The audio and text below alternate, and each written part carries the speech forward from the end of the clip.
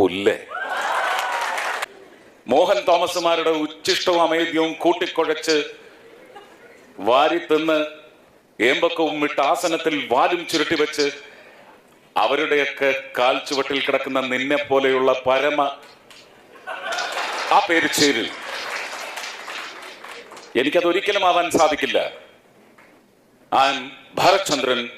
Just remember that. ഭീഷണിയോടെ അവരുടെ മുന്നിൽ ഞാൻ എൻ്റെ ഈ വിളംബരം അല്ലെങ്കിൽ പ്രഖ്യാപനം മുഴക്കുന്നു.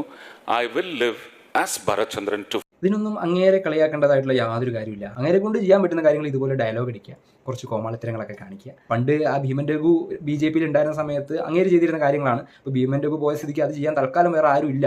അപ്പോൾ BJPക്ക് ആരെങ്കിലും ഭീമൻ രഘുവിൻ്റെ പോലത്തെ സംഭവങ്ങളൊക്കെ ചെയ്യാൻ വേണ്ടിയിട്ട് വേണ്ടേ? ഭീമൻ രഘു ഇല്ലാത്ത സ്ഥിതിക്ക് അത് ഇദ്ദേഹം ചെയ്യുന്നു. അല്ലാതെ ഇപ്പോൾ ഇങ്ങേര് ഡൽഹിയിൽ പോയിട്ട് കേരളത്തിലോട്ട് കാര്യങ്ങൾ കൊണ്ടുവരുമെന്നൊക്കെ പ്രതീക്ഷിച്ചിരിക്കുന്നതിനെക്കാട്ട് എത്രയോ നല്ലത് ഇത്തരത്തിലുള്ള അദ്ദേഹത്തിൻ്റെ കൊച്ചു കൊച്ചു